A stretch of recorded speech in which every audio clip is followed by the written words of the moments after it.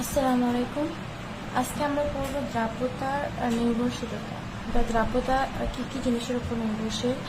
দ্রাব্যতা তিনটি জিনিসের উপর নির্ভরশীল। প্রথমটি হচ্ছে দ্রব্যের প্রকৃতি। তাহলে দ্রব্যের প্রকৃতি বলতে একই দ্রাবকে একই তাপমাত্রায় ভিন্ন ভিন্ন কঠিন দ্রব্যের দ্রাব্যতা ভিন্ন ভিন্ন হয়। একই দ্রাবকও যদি একই থাকে এবং তাপমাত্রাও যদি একই থাকে, দ্রব্যের ভিন্ন ভিন্ন কঠিন দ্রব্যের দ্রাব্যতা ভিন্ন ভিন্ন হয়। দ্রব্যের প্রকৃতি অনুযায়ী দ্রাব্যতা ভিন্ন ভিন্ন হবে।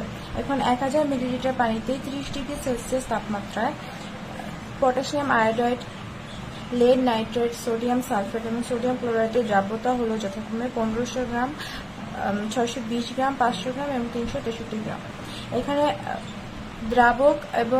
দ্রাবকের পরিমাণ এবং তাপমাত্রা একই হলেও ভিন্ন ভিন্ন কঠিন দ্রব্যের দ্রাব্যতা ভিন্ন ভিন্ন। আবার হচ্ছে দ্রাবকের প্রকৃতি বা লাইক ডিজলভ লাইক এর নিয়ম মতে পোলার দ্রাবক হচ্ছে যে দ্রাবকে আংশিক ধনাত্মক ও আংশিক ঋণাত্মক অংশ থাকে। পানিতে আয়নিক যৌগ দ্রবীভূত হয়, যেমন পানি। পোলার দ্রাবক হচ্ছে পানিতে আয়নিক যৌগ দ্রবীভূত হয় এবং সমযোজী কঠিন যৌগসমূহ দ্রাবক, তরল, হাইড্রোকার্বন, অ্যালকোহল, অ্যাসিড ইত্যাদিতে অধিক দ্রবণীয়। তাহলে আমরা দেখতেছি দ্রাবকের প্রকৃতি অনুযায়ীও হচ্ছে দ্রাবকের প্রকৃতিতেও দ্রব্যের দ্রাব্যতা নির্ভরশীল। যেরকম হচ্ছে পোলার দ্রাবক, যেগুলোতে আংশিক ধনাত্মক এবং আংশিক ঋণাত্মক অংশ থাকে, যেমন পানি। পোলার দ্রাবকে আয়নিক যৌগ দ্রবীভূত হয়, কিন্তু আবার অপরদিকে সমযোজী যৌগ কিন্তু আয়নিক যৌগে দ্রবীভূত হয় না। সমযোজী যৌগগুলো পোলার দ্রাবকে দ্রবীভূত হয় না। সমযোজী যৌগসমূহ তরল, হাইড্রোকার্বন, অ্যালকোহল, অ্যাসিটন ইত্যাদিতে হচ্ছে অধিক দ্রবণীয়। আবার ইথানলে সোডিয়াম হাইড্রোক্সাইড পিলেটের দ্রাব্যতার চেয়ে পানিতে সোডিয়াম হাইড্রোক্সাইড দ্রাব্যতা অনেক বেশি। আবার সোডিয়াম হাইড্রোক্সাইড পানিতে দ্রবণীয় হয়, ইথানলে দ্রবণীয় হয়, কিন্তু ইথানলের দ্রাব্যতার চেয়ে পানিতে দ্রাব্যতা অনেক বেশি হয়। তাপমাত্রা, কঠিন দ্রব্যের দ্রাব্যতার উপর তাপমাত্রার প্রভাব রয়েছে। সাধারণত দ্রাবকের তাপমাত্রা বৃদ্ধির সাথে সাথে দ্রব্যের দ্রাব্যতা বৃদ্ধি পায়।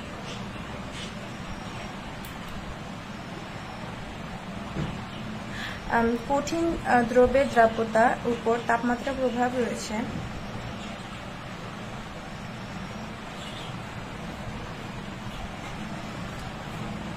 সাধারণত দ্রাবকের তাপমাত্রা যদি পানি তাপমাত্রা যত বাড়ানো হবে, এটির মধ্যে আয়নিক যৌগের যে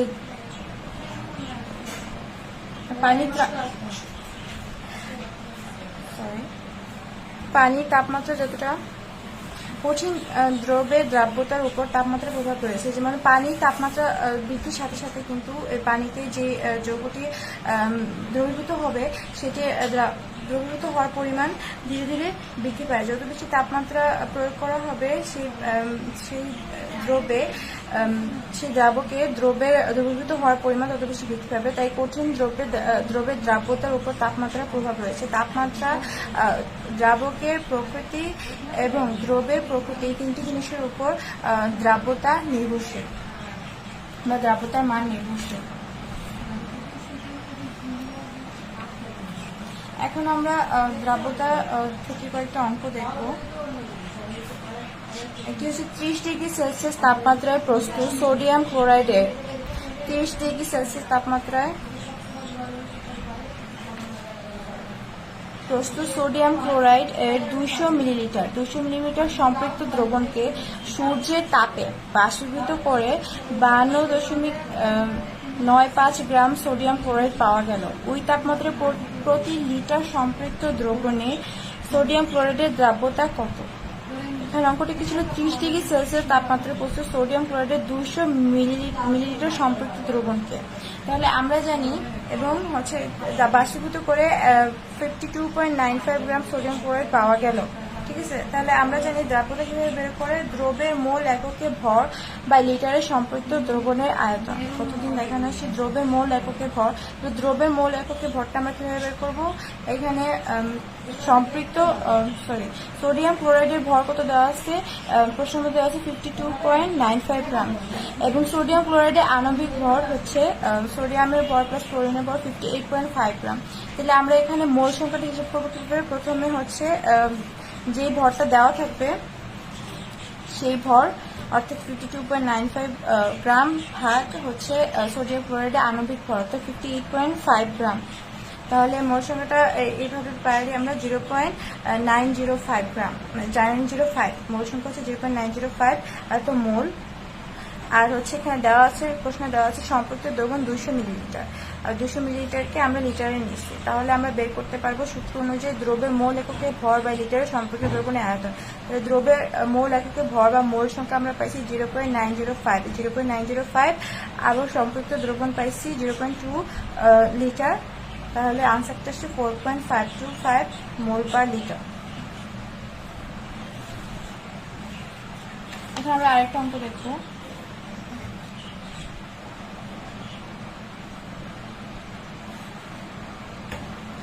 আচ্ছা, 75 ডিগ্রি সেলসিয়াস তাপমাত্রায় সম্পৃক্ত কোনো লবণে 75 ডিগ্রি সেলসিয়াস তাপমাত্রায় সম্পৃক্ত কোনো লবণের 300 মিলিলিটার দ্রবণকে 25 ডিগ্রি সেলসিয়াস তাপমাত্রায় শীতল করা হলো।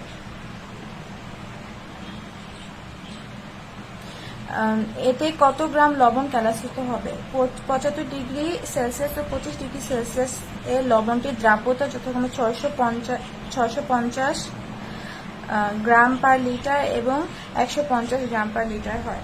তাহলে কি বলছি, 75 ডিগ্রি সেলসিয়াস তাপমাত্রা সম্পৃক্ত কোনো লবণের 300 মিলিমিটার দ্রবণকে, তাহলে একটা 300 মিলিলিটার একটা দ্রবণে হচ্ছে লবণ দ্রবীভূত আছে বা 75 ডিগ্রি সেলসিয়াস তাপমাত্রায় লবণ রাখা হয়েছে বা দ্রবীভূত হয়েছে, সেটাকে 75 ডিগ্রি থেকে 25 ডিগ্রি সেলসিয়াস তাপমাত্রা শীতল করা হলো। তাহলে শীতল করলে কি হবে, আমরা জানি তাপমাত্রা বাড়লে দ্রব্যের দ্রাব্যতা বৃদ্ধি পায়, ঠিক আছে। তাহলে 75 ডিগ্রি সেলসিয়াস তাপমাত্রায় যতটুকু পরিমাণ লবণ দ্রবীভূত হবে, 25 ডিগ্রি সেলসিয়াস তাপমাত্রায় কিন্তু এর থেকে কম লবণ দ্রবীভূত হবে। তাহলে 75 ডিগ্রি থেকে যখন 25 ডিগ্রিতে আমরা নিয়ে আসবো পাত্রটি, তখন কিছু পরিমাণ লবণ তোমার ক্যালাস হিসেবে পাত্রের তলায় জমা হয়ে যাবে, সেই লবণটা দ্রবীভূত হবে না। তাহলে আমাদেরকে সেটি বের করতে হবে, এই যে কত গ্রাম লবণ ক্যালাসিত হবে, পাত্রের তলায় কত গ্রাম লবণ পাওয়া যাবে ক্যালাস হিসেবে। তাহলে আমরা এটি বের করব। তাহলে আমরা প্রথমে বের করব হচ্ছে 75 ডিগ্রি সেলসিয়াস তাপমাত্রায় কতটুকু লবণ দ্রবীভূত হয়েছিল এবং 25 ডিগ্রি সেলসিয়াস তাপমাত্রায় কতটুকু লবণ দ্রবীভূত হয়েছিল। তাহলে সেই পরিমাণটা বিয়োগ দিলে আমরা হচ্ছে যতটুকু পরিমাণ লবণ ক্যালাস হিসেবে পাত্রের তলায় জমা হবে সেটা বের করতে পারবো। আমরা আবার দেখি 75 ডিগ্রি সেলসিয়াস তাপমাত্রায় লবণটির দ্রাব্যতা, তাহলে দ্রাব্যতা দেওয়া আছে 650 গ্রাম পার লিটার। তাহলে 75 ডিগ্রি সেলসিয়াস তাপমাত্রায় দ্রাব্যতা আমরা সময় জানি লবণের ভর বা লিটারে দ্রবণের আয়তন বা সম্পৃক্ত দ্রবণের আয়তন, সেটা লিটারে নিতে হবে। তাহলে দ্রবণের ভর কত দেওয়া আছে, লবণের ভরটা দেওয়া নেই, লবণের ভরটা দেওয়া নেই, এখানে শুধু দ্রাব্যতাটা দেওয়া আছে। 75 ডিগ্রি সেলসিয়াস তাপমাত্রায় দ্রাব্যতা হচ্ছে 650, আর লিটারের দ্রবণের আয়তন দেওয়া আছে 300 মিলি। 300 মিলিলিটারকে আমরা হচ্ছে 300 মিলিলিটারকে আমরা লিটারে নিব 0.3 লিটার, ঠিক আছে। এখন তাহলে আমরা সেখান থেকে W/2 বা অর্থাৎ লবণের ভরটা আমরা ধরছি W হিসেবে, W2, তাহলে W2 এর মানটা পাওয়া গেল 195 গ্রাম। এখান থেকে W2 এর মান পাওয়া যায় 195 গ্রাম। তাহলে আমরা দেখেছি 75 ডিগ্রি সেলসিয়াস তাপমাত্রায় 195 গ্রাম লবণ দ্রবীভূত ছিল। এখন আমরা দেখবো 25 ডিগ্রি সেলসিয়াস তাপমাত্রায় দ্রাব্যতা, লবণের দ্রাব্যতা। তাহলে 25 ডিগ্রি সেলসিয়াস তাপমাত্রায় দ্রাব্যতা এর সমান এই থেকে ধরছি W1 বা লবণের ভরটাকে আমরা এখানে ধরছি W1, আর লিটারের দ্রবণের আয়তনটা 0.3 লিটার সেম থাকবে।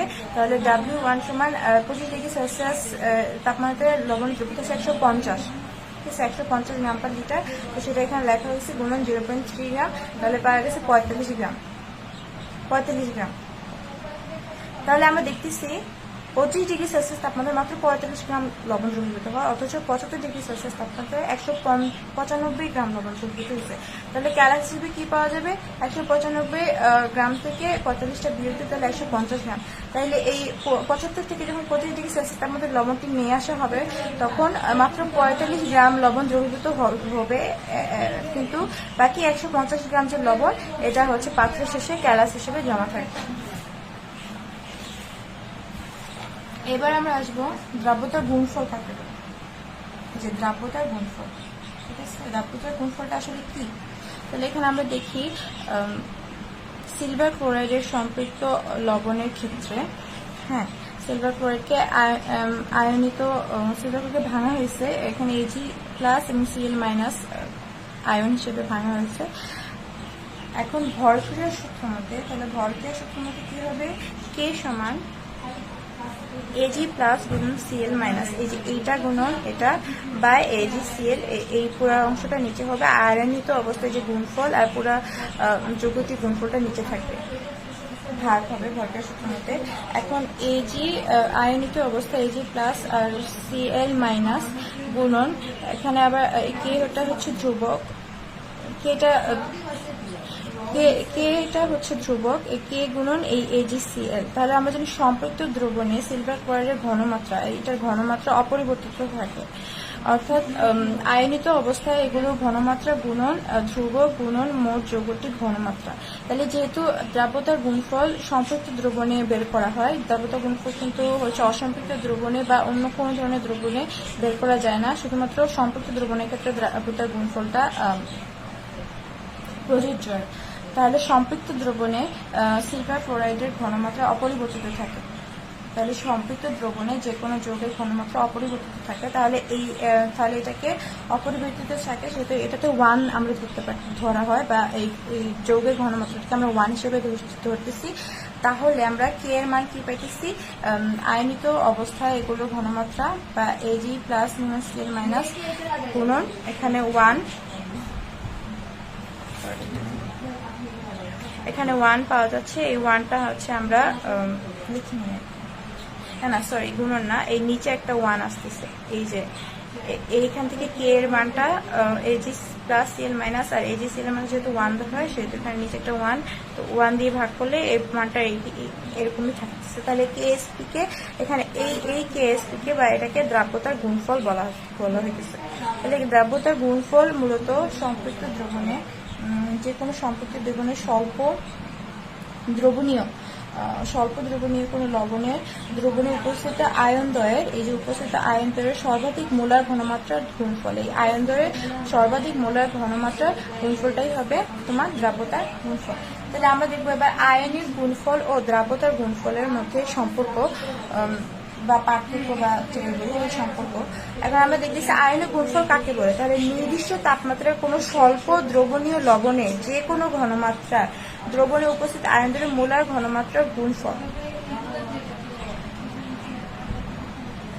তাহলে আয়নিক গুণফল বলতে বলছি নির্দিষ্ট তাপমাত্রায় যে কোনো নির্দিষ্ট স্বল্প দ্রবণীয় লবণে যে কোনো ঘনমাত্রায়, তাহলে যে কোনো ঘনমাত্রায় কি হবে? দ্রবণে উপস্থিত আয়নদ্বয়ের মোলার ঘনমাত্রা গুণফল হবে। কিন্তু দ্রাব্যতার গুণফল বলতে কি বলছে? নির্দিষ্ট তাপমাত্রায় কোনো স্বল্প দ্রবণীয় লবণে সম্পৃক্ত দ্রবণ উপস্থিত, তাহলে যে কোনো ঘনমাত্রায়, কিন্তু এখানে হচ্ছে সম্পৃক্ত দ্রবণ উপস্থিত, এখানে সম্পৃক্ত দ্রবণটা হতেই হবে, না হলে সম্পৃক্ত দ্রবণ ছাড়া আয়নিক দ্রাব্যতার গুণফল বের করা যাবে না বা প্রযোজ্য হবে না।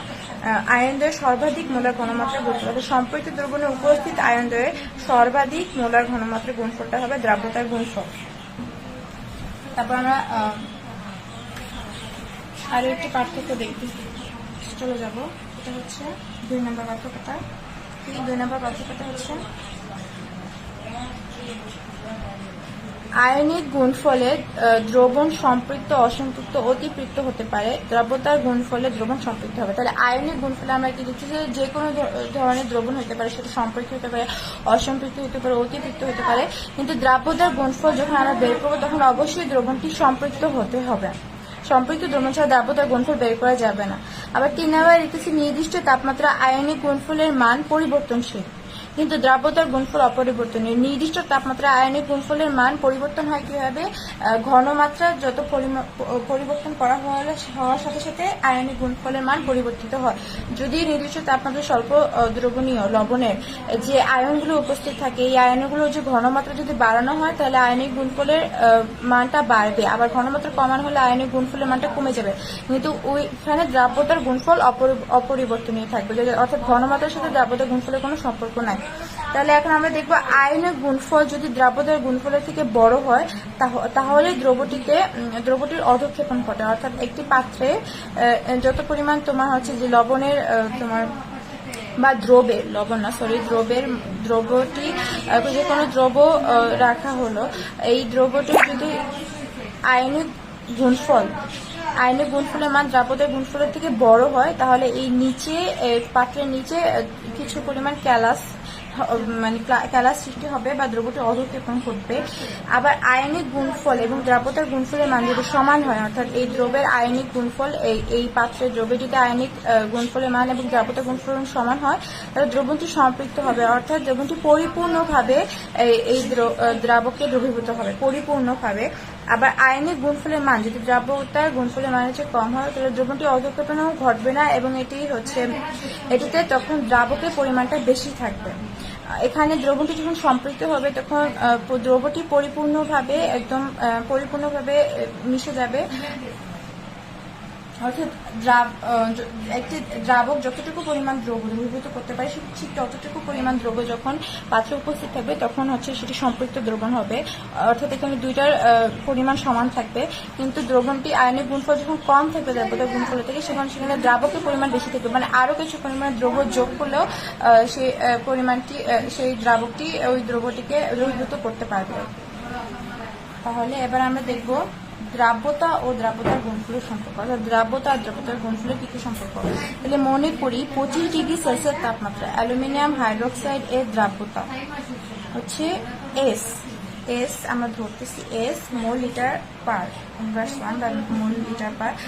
তখন অ্যালুমিনিয়াম হাইড্রোক্সাইডের সম্পৃক্ত দ্রবণে এর বিয়োজনকে এভাবে দেখানো হয়। তাহলে অ্যালুমিনিয়াম হাইড্রোক্সাইডকে আমরা যদি ভাঙি কোনো দ্রবণে এটাকে সম্পৃক্ত দ্রবণ যদি বিয়োজন হয় তাহলে এটা কিভাবে দেখানো যায়? LOH3- দেখা যায় অ্যালুমিনিয়াম 3+ আর 3OH হচ্ছে মাইনাস। যেহেতু অ্যালুমিনিয়ামের সাথে 3টা হাইড্রোক্সাইড যুক্ত হয়েছে, এটা 3টা হাইড্রোক্সাইড যুক্ত হয়েছে, সেহেতু হাইড্রোক্সাইডের এপাশে 3 আসবে মাইনাস আর অ্যালুমিনিয়াম উপরে আসবে 3+, ঠিক আছে। তাহলে এটাকে আমরা কিভাবে লিখতে পারি? এটার হচ্ছে দ্রাব্যতা, যদি অ্যালুমিনিয়ামের দ্রাব্যতা, এখানে অ্যালুমিনিয়াম 3+ আয়নের দ্রাব্যতা S আর 3OH বা 3টা হাইড্রোক্সাইড আয়নের দ্রাব্যতা হবে বা 3S, এটা S হবে আর এটা হবে 3S। তাহলে দ্রাব্যতার গুণফল কি হবে?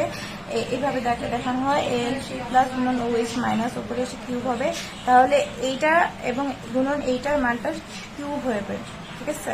তাহলে এটার দ্রাব্যতা কি? অ্যালুমিনিয়ামের দ্রাব্যতা হচ্ছে S আর হাইড্রোক্সাইডের দ্রাব্যতা আমরা দেখছি 3S হিসেবে ধরছি, তাহলে 3S কিউব। তাহলে কি আসবে? 3 কিউব আর কি 3 কিউব আসবে তোমার 27, 3 কিউবের মান সেটা 27 আর S কিউব আর এটা আছে S এর সাথে যুক্ত হয়েছে, তাহলে S4 আসবে। তাহলে এভাবে আমরা আরো কয়েকটা দেখবো। অনুরূপভাবে আমরা সিলভার ক্লোরাইড, ক্যালসিয়াম ক্লোরাইড আর অ্যালুমিনিয়াম ক্লোরাইড, তাহলে সিলভার ক্লোরাইড কি হবে? সিলভার ক্লোরাইডটা যদি আমরা ভাঙি তাহলে একটা Ag+ আয়ন আর একটা Cl- আয়ন পাবো। এই দুইটা এভাবে গুণফল করে সিলভার ক্লোরাইডটা হবে, মানে সিলভার ক্লোরাইড এই দুইটা আয়ন সৃষ্টি করবে। তারপর হচ্ছে এই আয়নের দ্রাব্যতা আমরা ধরলাম S, আবার ক্লোরিনের দ্রাব্যতা আমরা ধরলাম S, তাহলে আয়নের গুণফল কি হবে? এই দ্রাব্যতার দুইটার গুণফল, তাহলে S গুণন S হচ্ছে S²। আবার ক্যালসিয়াম ক্লোরাইডের ক্ষেত্রে কি হবে? ক্যালসিয়াম ক্লোরাইডের এখানে দুইটা ক্লোরিন আসছে যেহেতু, তাহলে 2Cl- এটা মাইনাস হবে আর ক্যালসিয়ামের হবে প্লাস ধনাত্মক আয়ন, তাহলে ক্যালসিয়াম 2+, যেহেতু দুইটা ক্লোরিন যুক্ত হয়েছে তাহলে উপরে 2+ আর এটা 2Cl-। তাহলে এটা দ্রাব্যতা আমরা যদি ধরি S, তাহলে এখানে দুইটা আছে তাহলে 2S, তাহলে দ্রাব্যতার গুণফল আবার কি হবে? S আর 2S এর এটার সাথে যে যে সংখ্যাটা থাকবে সেটা হচ্ছে কিউব আকারে চলে যাবে। তাহলে এখানে 2 আছে, তো 2s স্কোয়ার, 2s স্কোয়ার হয়ে গেছে। তাহলে s গুণন 4s স্কোয়ার, 2s স্কোয়ারকে গুণ করলে আমরা 4s স্কোয়ার, তাহলে পুরোটা গুণ করলে হয় 4s কিউব। আবার অ্যালুমিনিয়াম ক্লোরাইডে অ্যালুমিনিয়াম আর যেহেতু 3টা ক্লোরিন হচ্ছে 3Cl মাইনাস, তাহলে অ্যালুমিনিয়ামে আমরা পেলাম s আর 3Cl এ পেলাম 3s। ঠিক আছে, আবার আমরা জানি এই 3sটা কিউব আকারে চলে আসবে, সরি 3sটা হচ্ছে s গুণন 3s উপরে 3 দিয়ে হবে। তাহলে 3 কিউব হচ্ছে তোমার 27s 3 আর আবার এখানে একটা, তাহলে s4 পুরোটা গুণফল হবে 27s4। এখন আমরা দেখব তাপমাত্রার প্রভাব দ্রাব্যতা ও দ্রাব্যতার গুণফলে একই প্রকার। অর্থাৎ তুমি হচ্ছে তাপমাত্রা চেঞ্জ করলে দ্রাব্যতাও যে হারে চেঞ্জ হবে, দ্রাব্যতার গুণফলও সেই হারে চেঞ্জ হবে, অর্থাৎ একই প্রকার তাপমাত্রার প্রভাব। আর দ্রাব্যতা সব প্রকার যৌগ যেমন আয়নিক সমযোজিত সমভাবে প্রযোজ্য। হ্যাঁ, কিন্তু দ্রাব্যতার গুণফল কেবল দুর্বল তড়িৎ বিশ্লেষী বা স্বল্প দ্রবণীয় আয়নিক যৌগের বেলায় প্রযোজ্য। অর্থাৎ দ্রাব্যতা আমরা আয়নিক সমযোজী যৌগ যে কোনো ধরনের যৌগতে আমরা দ্রাব্যতা বের করতে পারবো, কিন্তু দ্রাব্যতার গুণফল কেবলই বের করতে পারবো যখন দুর্বল তড়িৎ বিশ্লেষের বা স্বল্প দ্রবণীয় আয়নিক যৌগের বেলায়, স্বল্প দ্রবণীয় আয়নিক যৌগের বেলায় আমরা কেবল দ্রাব্যতার গুণফল বের করতে পারবো, কিন্তু দ্রাব্যতা সমযোজী আয়নিক যে কোনো যৌগের ক্ষেত্রে বের করা যায়। আবার আছে সম আয়নের প্রভাবে দ্রাব্যতা হ্রাস পায়, কিন্তু দ্রাব্যতার গুণফল অপরিবর্তনীয়।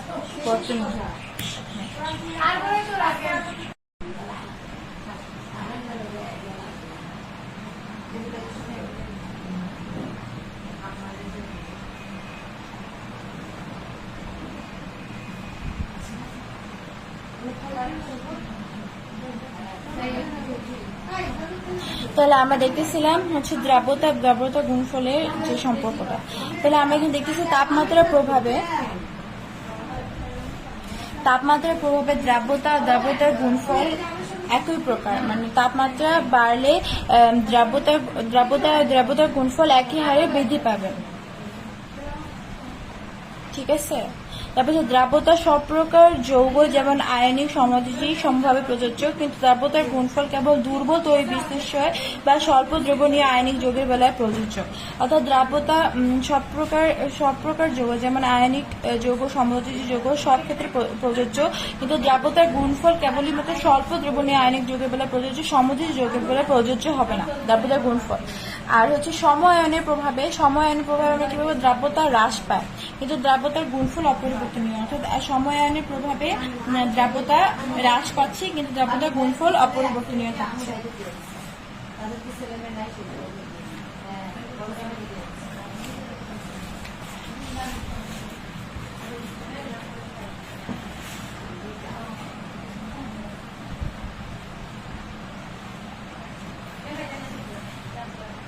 এখন আমরা কয়েকটি অঙ্ক দেখবো, দ্রাব্যতার গুণফল নিয়ে কয়েকটি অঙ্ক দেখবো। সেটা হচ্ছে 25 ডিগ্রি সেলসিয়াস তাপমাত্রায় পানিতে সিলভার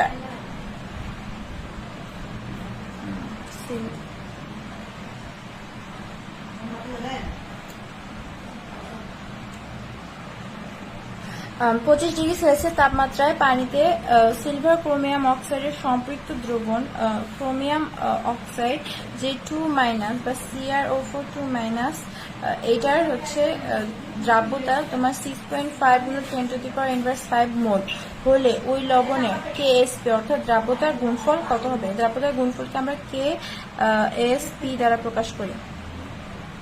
ঠিক আছে, তাহলে সিলভার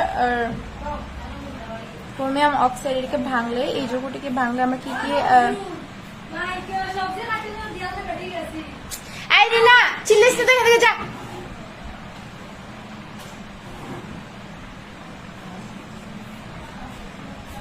আচ্ছা Ag2CrO4 এই যৌগটিকে আমরা ভাঙলে কিরকম পাবো? একটা হবে সিলভার 2Ag প্লাস, হ্যাঁ, আর আরেকটা যেহেতু এখানে 2 আছে 2Ag প্লাস, আর ক্রোমিয়াম অক্সাইডের আয়নটা পাবো CrO4 2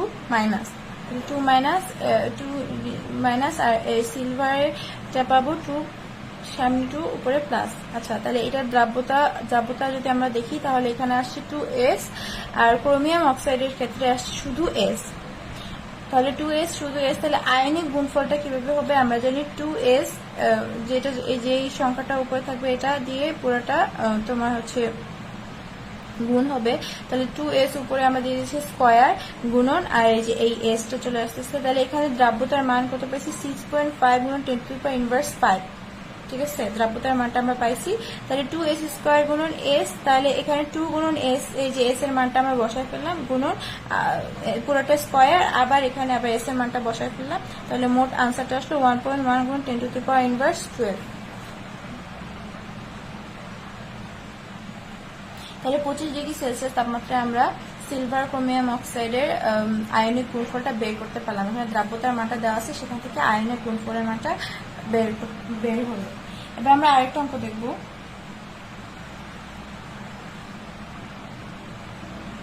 আরেকটা অঙ্ক হচ্ছে 10 মিলিমিটার 0.25 মোল আয়রন ক্লোরাইড দ্রবণে 1 মিলিলিটার 0.5 মোল অ্যামোনিয়াম হাইড্রোক্সাইড দ্রবণ যোগ করা হলো। 25 ডিগ্রি সেলসিয়াস তাপমাত্রা আয়রন হাইড্রোক্সাইড এর দ্রাব্যতার গুণফল 3.74 গুণন 10⁻⁻38 হলে ওই মিশ্রণে কোনো অধক্ষেপ পড়বে কিনা ব্যাখ্যা করো। তাহলে এখানে কি কি আছে 10 মিলিলিটার এবং 0.25 আয়রন ক্লোরাইড দ্রবণে 1.0 মিলিলিটার 0.5 মোল অ্যামোনিয়াম হাইড্রোক্সাইড দ্রবণ যোগ করা হলো।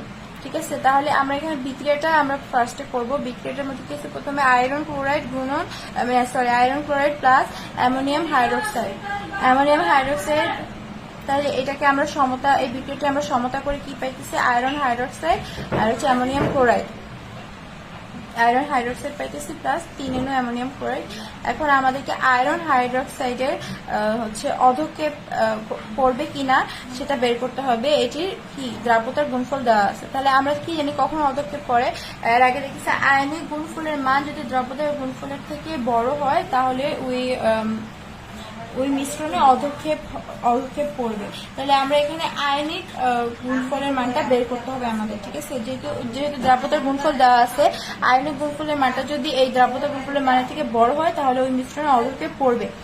এখন গিভেন দেওয়া আছে আয়রন হাইড্রোক্সাইডের এই দ্রাব্যতার গুণফল বা কেএসপি 3.7 তাহলে 10 মিলিমিটার। এখন আমরা দেখতেছি 10 মিলিলিটার 0.25 মোল আয়রন ক্লোরাইড দ্রবণ সমান 10 মিলিলিটার 0.25 মোল আয়রন 3 প্লাস আয়ন।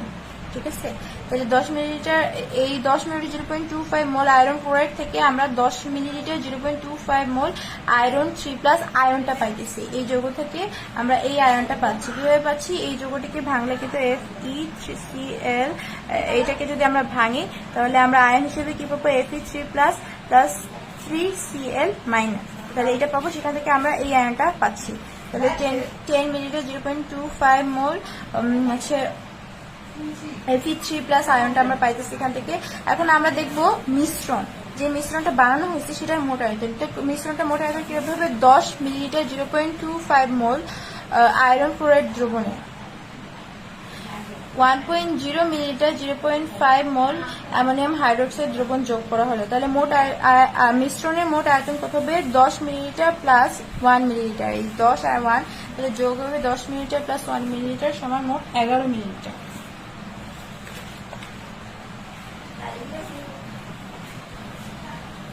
এখন আমরা একটি 11 মিলিলিটারে, এখন 11 মিলিলিটার হওয়ায় তাহলে 10 মিলিলিটারে হচ্ছে আয়রন 3 প্লাসের তোমার মোল আমরা পাইলাম 0.25 মোল পাইছি, কিন্তু 11 মিলিলিটার মানে অর্থাৎ মিশ্রণটি যখন সম্পন্ন করা হবে, মিশ্রণটি যখন সম্পূর্ণ হবে অর্থাৎ মোট 11 মিলিলিটার হয়, এখানে Fe3 প্লাসের ঘনমাত্রা কত হবে। তাহলে আমরা ধরলাম Fe3 প্লাসের ঘনমাত্রা হবে সমান M2, এটাকে ধরলাম। তাহলে আমরা এখান থেকে বের করব M2 এর মানটা কত, এই ঘনমাত্রার মানটা কত। তাহলে আমরা জানি V1M1 সমান V2M2, এটা একটি সূত্র। তাহলে V1 দিয়ে আমরা পাইতেছি আয়তন, আর M2 দিয়ে প্রকাশ করা হচ্ছে মোল। তাহলে M1 আর V1, তাহলে V1 কত, প্রথমে 10 মিলিলিটার যখন ছিল আয়তন, তখন M1 ছিল 0.25, আবার 11 মিলিলিটার, অর্থাৎ মিশ্রণটির মোট আয়তন হবে 11 মিলিলিটার। 11 মিলিলিটারে এটার হচ্ছে মোল সংখ্যা ঘনমাত্রাটা কত হবে, তাহলে ঘনমাত্রা ধরছি M2, তাহলে M2 এখানে লেখা হয়েছে। তাহলে M2 এর মানে আমরা এখন বের করব 10 গুণন 0.25/11, ঠিক আছে। তাহলে এটার আনসার হবে 0.227 মোল।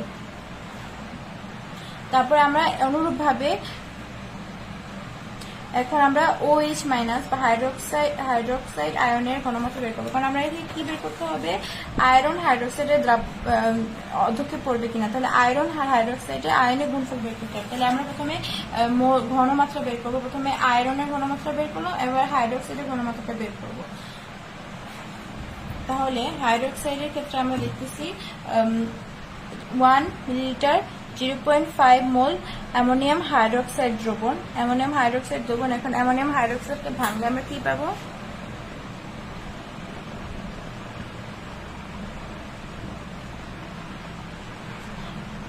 NH4 plus plus OH minus, এই দুইটা অংশ পাবো আমরা অ্যামোনিয়াম হাইড্রোক্সাইডকে ভাঙলে।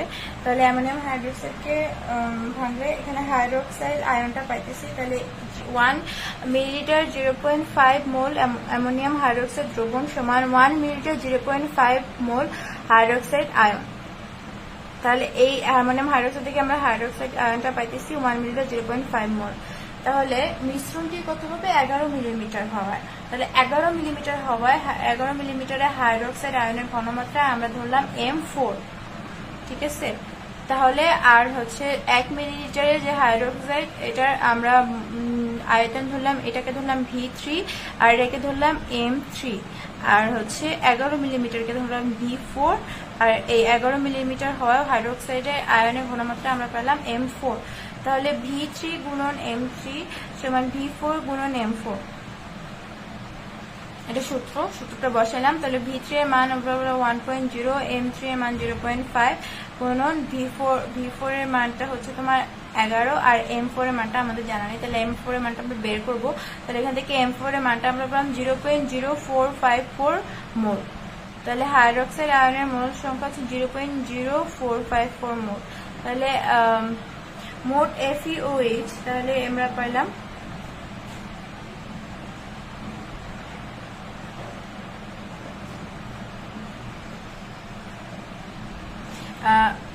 এখন আয়রন হাইড্রোক্সাইড, এটার কি পাইলাম আমরা Fe3 প্লাস, এটাকে ভাঙলে Fe3 plus plus 3OH minus, plus 3OH minus পাওয়া যাবে। তো এটা হচ্ছে দ্রাবতা S আর 3S হোল কিউব, এটা হচ্ছে দ্রাবতার গুণফলের ক্ষেত্রে কাজে লাগবে। এখন আমরা আয়নিক গুণফলটা যখন বের করবো, এটা দ্রাবতার গুণফলের ক্ষেত্রে S এর মানটা দেওয়া থাকলে তখন S এর মানটা বসায় আমরা বের করতে পারবো। কিন্তু আয়নিক গুণফলের ক্ষেত্রে কি হবে, আয়নিক গুণফলে এইটার ঘনমাত্রা গুণন এটার ঘনমাত্রা, এই দুইটা গুণ হয়ে যাবে, ঠিক আছে।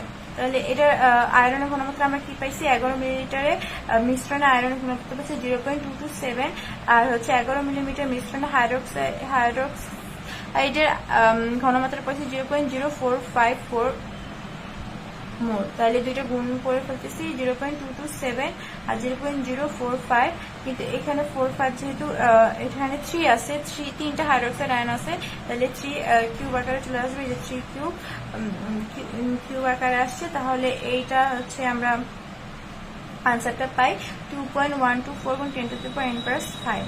এটাকে ভাঙলে এইভাবে চলে আসে, এই 3টা আমরা উপরে নিয়ে যাব, উপরে দিকে কিউব আকারে রেখে দিব, তাহলে আনসারটা আমরা এটা আসবে। তাহলে আয়নিক গুণফল পাইতেছি 2.124 গুণ 10 টু দি পাওয়ার -5, ঠিক আছে। এখন আমরা কি দেখছিলাম, আমরা হচ্ছে প্রশ্নটাতে দেখছিলাম যে আয়রন হাইড্রোক্সাইডের দ্রাব্যতার গুণফল 3.74 গুণ 10 টু দি পাওয়ার -38, কিন্তু এটা হচ্ছে তোমার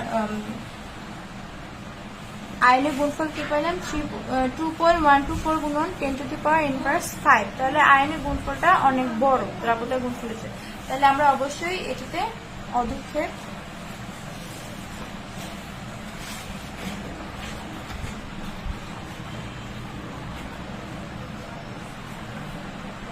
এই যে আয়নিক গুণফলের মানটা দ্রাব্যতা গুণফলের থেকে অনেক বড় হওয়ায় এটা এই দ্রবণটার মধ্যে অধক্ষেপ পড়বে।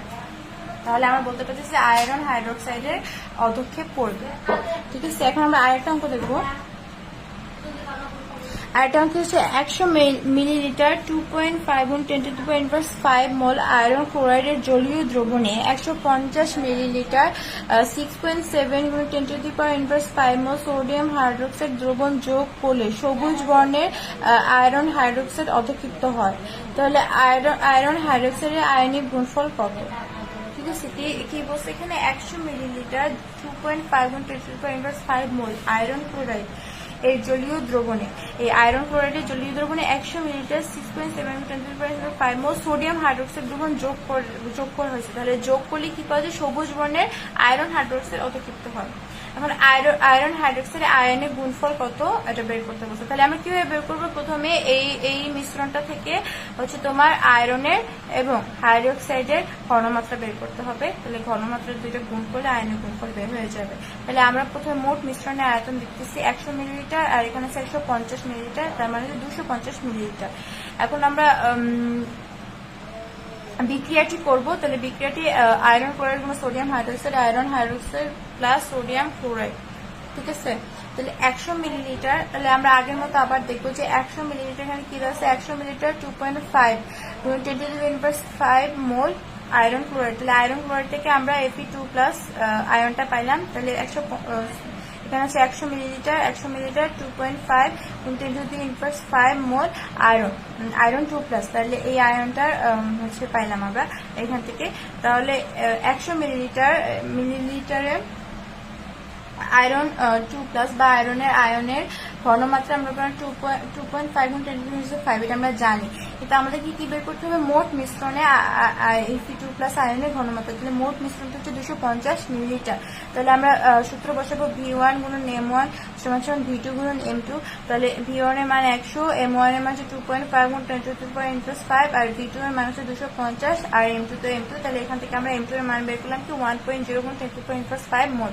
আবার অনুরূপভাবে 150 মিলিলিটার 6.7 × 10⁻⁵ মোল সোডিয়াম হাইড্রোক্সাইড থেকে আমরা হাইড্রোক্সাইড আয়নটি পাইলাম।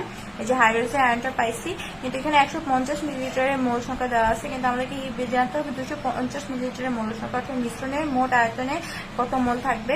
তাহলে অনুরূপভাবে আমরা আবার V3 M3 × V4 M4 থেকে M4 এর মানটা পাইলাম 4.02 × 10⁻⁵ মোল। তাহলে আমরা আয়নের গুণফল বের করব। আয়নের গুণফল কি বের করব? হাইড্রোক্সাইড আয়নের যে ঘনমাত্রা বের করছি এবং আয়রনের যে ঘনমাত্রা বের করছি দুটোর গুণফল। এবং এখানে আমরা FeOH, এই যে আয়রন হাইড্রোক্সাইডকে যদি আমরা যখন ভাঙবো, এই যে FeOH2, তাহলে এটাকে ভাঙলে আমরা কি পাবো? Fe2+ 2OH- পেতেছি, দুইটা হাইড্রোক্সাইড আয়ন পেতেছি। তাহলে এদের ঘনমাত্রা স্কয়ার হয়ে যাবে, স্কয়ার হয়ে গেছে। তাহলে মোট আনসার আসবে 1.616 × 10⁻⁴14, এটা হবে আনসার। এখন আমরা দেখব শিখা পরীক্ষা দ্বারা ধাতব আয়ন শনাক্তকরণ। শিখা পরীক্ষা দ্বারা ধাতব আয়ন শনাক্তকরণ। শিখা পরীক্ষাটা কি? শিখা পরীক্ষাটা কিভাবে করে? শিখা পরীক্ষাটা একটি ওয়াচ গ্লাসে, শিখা পরীক্ষাটা ব্যবহৃত হয় একটি ওয়াচ গ্লাস, হাইড্রোক্লোরিক অ্যাসিড এবং বিশুদ্ধ প্লাটিনাম তার। তাহলে কি করতে হয়? একটি ওয়াচ গ্লাসে গাঢ় হাইড্রোক্লোরিক অ্যাসিড নিয়ে ওই অ্যাসিডে একটি বিশুদ্ধ প্লাটিনাম তারের অগ্রভাগ অথবা দেয়াশলাই কাঠের অংশ ডুবিয়ে এবং পরে এর মাথায় করে গাঢ় হাইড্রোক্লোরিক অ্যাসিড সিক্ত করে একটি লবণকে অনুজ্জ্বল শিখার কিনারায় ধরা হয়। তাহলে কি করতে হয়? একটি ওয়াচ গ্লাসে গাঢ় হাইড্রোক্লোরিক অ্যাসিড নিয়ে ওই অ্যাসিডে বিশুদ্ধ প্লাটিনাম তারের অগ্রভাগ অর্থাৎ বিশুদ্ধ প্লাটিনাম তারের অগ্রভাগ অথবা একটি দেয়াশলাই কাঠের অংশ ডুবিয়ে, অর্থাৎ দেয়াশলাই কাঠের যে দুটি অংশ থাকে, যে কাঠের অংশটা থাকে ওইটি ডুবাতে হয়। ওইটি ডুবিয়ে এর মাথায় গাঁথা করে গাঢ় হাইড্রোক্লোরিক অ্যাসিড সিক্ত একটি লবণকে, অর্থাৎ গাঢ় হাইড্রোক্লোরিক অ্যাসিড সিক্ত একটি লবণকে অনুজ্জ্বল শিখার কিনারায়, এর মাথায় করে লবণ নিয়ে অনুজ্জ্বল শিখার কিনারায় ধরা হয়। অনুজ্জ্বল শিখার কিনারা ধরা হলে কি হয়, খালি চোখে আমরা একরকম জিনিস দেখতে পাই, একরকম। আবার হচ্ছে তোমার কোবাল্ট ব্লু গ্লাসে, যে কোবাল্ট ব্লু গ্লাস, সেখানে আমরা এক ধরনের শিখা দেখতে পাই, এক ধরনের কালারের শিখা। তাহলে এখান থেকে সিদ্ধান্ত নেওয়া আসে যে এই লবণটিতে কি কি আয়ন উপস্থিত, বা কোন আয়নের লবণ উইচ, এগুলো আমরা জানতে পারি। তাহলে আমরা কি দেখবো, যদি খালি চোখে যদি তোমরা হালকা বেগুনি শিখা দেখা যায় এবং কোবাল্ট ব্লু গ্লাসে যদি গোলাপি লাল শিখা দেখা যায়, তাহলে আমরা সিদ্ধান্তে আসতে পারি লবণটি হচ্ছে পটাশিয়াম প্লাস আয়ন, এই কে প্লাস আয়নের লবণ, অর্থাৎ লবণটিতে এই কে প্লাস আয়ন রয়েছে। তাহলে আমরা এই সিদ্ধান্তে আসতে পারি। আবার যদি খালি চোখে আমরা শিখাটা এই অনুজ্জ্বল শিখার কিনারায় ধরলে যদি শিখাটা নীলাভ সবুজ শিখা হয়, যদি খালি চোখে নীলাভ সবুজ শিখা দেখতে পারি এবং কোবাল্ট ব্লু গ্লাসে যদি বিশেষ কোনো বর্ণ না পাই, কোবাল্ট ব্লু গ্লাস দিয়ে কোনো বর্ণ পেলাম না কিন্তু খালি চোখে নীলাভ সবুজ শিখা পেলাম, তাহলে আমরা আসতে পারি কপার 2+ আয়ন। এতে লবণটিতে কপার 2+ আয়ন রয়েছে। আবার 3 নাম্বার দেখে আমরা যদি খালি চোখে সোনালী হলুদ শিখা দেখতে পাই এবং কোবাল্ট ব্লু গ্লাসে বিশেষ কোনো বর্ণ নেই, অর্থাৎ কোবাল্ট ব্লু গ্লাসে আবার আমরা বিশেষ কোনো বর্ণ দেখলাম না কিন্তু খালি চোখে সোনালী হলুদ শিখা দেখতে পেলাম, তাহলে এটা কি সোনালী হলুদ শিখা আসলে এটা হবে সোডিয়াম প্লাস আয়ন। আবার যদি খালি চোখে ইটের মতো লাল শিখা দেখতে পাই কিন্তু কোবাল্ট ব্লু গ্লাসে হালকা সবুজ শিখা দেখতে পাই, তাহলে সেটা হবে ক্যালসিয়াম 2+ আয়ন। ঠিক আছে, এই জিনিসটা মনে রাখতে হবে। তারপরে আমরা এই আমাদের গুণগত রসায়নের মোটামুটি সব শেষ, একটু সবগুলো টপিক দেখানো হয়ে গেছে, শুধু ক্রোমাটোগ্রাফিটা রয়েছে আর হচ্ছে ক্রোমাটোগ্রাফি আর কিছু ছোট ছোট অংশ, এগুলা হচ্ছে নিজেরা বই থেকে পড়ে বুঝতে পারবা, নিজেরা পড়ে। আচ্ছা, কোন প্রক্রিয়া, এখন আমরা দেখবো বিভিন্ন বিশ্ববিদ্যালয়ে ভর্তি পরীক্ষার MCQ। এখানে আছে কোন প্রক্রিয়া এখানে হচ্ছে এইটা থেকে এটা তৈরি হবে।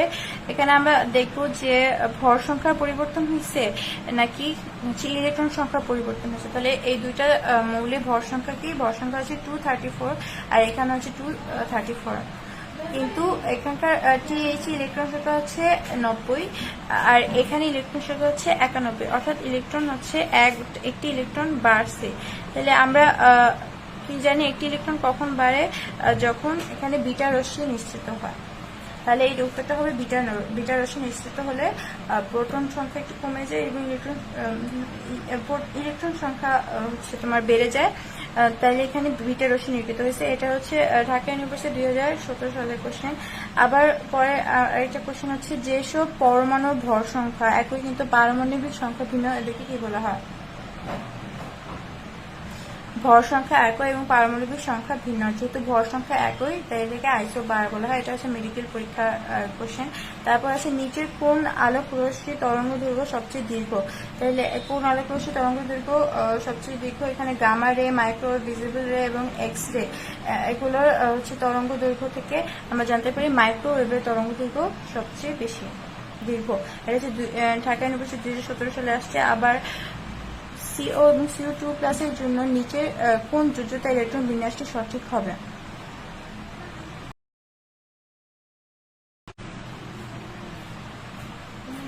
তাহলে আমরা এখানে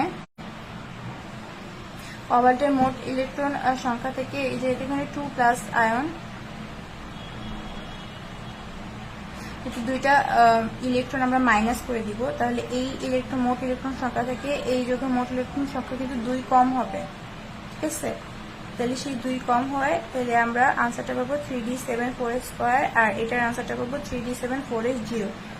দুইটা ইলেকট্রন কমে যায়, এখানে 4s0 চলে আসবে, তাহলে আনসারটা হবে এটা। তারপর আমরা আসি শিক্ষা পরীক্ষা ব্যবহৃত কোবাল্ট ব্লু গ্লাস বা নীল কাঁচ। একটু আগে দেখানো হয়েছে কোবাল্ট ব্লু গ্লাসে কোন আলো সম্পূর্ণ শোষণ করে। তাহলে কোন আলো সম্পূর্ণভাবে শোষণ করতেছে, এখানে আমরা দেখতেছি খালি চোখে আমরা যখন সোনালী হলুদ শিখা দেখতে পাই, মানে কোবাল্ট ব্লু গ্লাসে বিশেষ কোনো বর্ণ প্রদর্শন করে না, অর্থাৎ কোবাল্ট ব্লু গ্লাসে এই সোনালী হলুদ শিখাটা পরিপূর্ণভাবে শোষণ করতে পারে, তাই এটা আনসার হবে সোনালী হলুদ। এটা রাজশাহী ইউনিভার্সিটি 2016 সালের কোশ্চেন। তারপর হচ্ছে লবণের দ্রাব্যতার গুণফল নির্ণয়, কোন ধরনের দ্রবণ উপযোগী? এটা হচ্ছে ঢাকা ইউনিভার্সিটি 2016 সালের কোশ্চেন। তারপর হবে দ্রাব্যতার গুণফল নিচের কোন ক্ষেত্রে প্রযোজ্য? তার দ্রাব্যতার গুণফলটি নিচের কোন ক্ষেত্রে প্রযোজ্য হবে? অধিক দ্রবণীয় আয়নিক যৌগ, অধিক দ্রবণীয় সমাজের যৌগ, স্বল্প দ্রবণীয় আয়নিক যৌগ নাকি স্বল্প দ্রবণীয় সমাজের যৌগ? আমরা জানি স্বল্প দ্রবণীয় আয়নিক যৌগ, এই স্বল্প দ্রবণীয় আয়নিক যৌগের দ্রাব্যতার গুণফল প্রযোজ্য। তাহলে এটা আনসারটা হবে গ, এটা রাজশাহী ইউনিভার্সিটি 2016 সালের কোশ্চেন। আর এটা হচ্ছে পরমাণুতে অরবিটালের ধারণা নিচে কোনটি থেকে পাওয়া যায়? আমরা জানি বোর পরমাণু থেকে অরবিটের ধারণা পাওয়া যায়, কিন্তু অরবিটালের ধারণা পাওয়া যায় কোয়ান্টাম বলবিদ্যা থেকে। তাহলে আনসারটা হবে কোয়ান্টাম বলবিদ্যা। এটা কুমিল্লা ইউনিভার্সিটি 2016 সালের কোশ্চেন।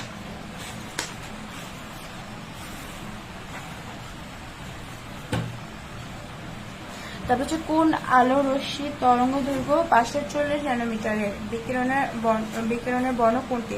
কোন রশ্মি আলো তরঙ্গ দৈর্ঘ্য 540 ন্যানোমিটার, এর বিকিরণের বর্ণ কোনটি? তাহলে আমরা হলুদ, বেগুনি, হলুদ, সবুজ, লালের তরঙ্গ দৈর্ঘ্য জানি। তাহলে এই 540 ন্যানোমিটারটা আসলে সবুজ তরঙ্গ দৈর্ঘ্যের, তাই এটার আনসার হবে সবুজ। এটা 2016 সালের কোশ্চেন।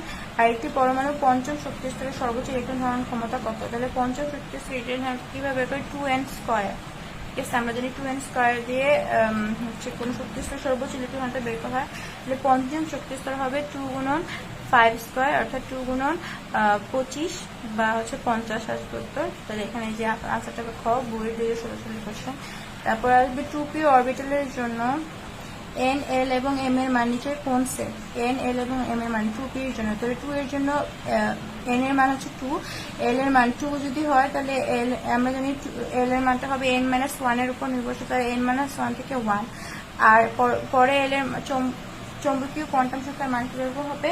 যেহেতু l এর মানটা হবে 1, তাহলে আমরা পাবো -1, 0 এবং +1। তাহলে আনসারটা হবে এটা 2016 সালের কোশ্চেন। তারপর আসবে 3D উপশক্তি স্তরে অনুমোদিত চৌম্বকীয় কোয়ান্টাম সংখ্যার মান কয়টি? 3D উপশক্তি স্তরে, তাহলে 3D উপশক্তি স্তরে যেহেতু ডি এর জন্য এটার মান আসবে তোমার হচ্ছে 2। ডি এর জন্য তোমার এল এর মানটা আসবে 2, তাহলে 2 আসলে এটা কিভাবে হবে? -2, -1, 0, 1, 2। তাহলে 1, 2, 3, 4, 5 পাঁচটি পাওয়া যায়, তাহলে আনসারটা হবে 5। জাহাঙ্গীরনগর 2016 সালের কোশ্চেন।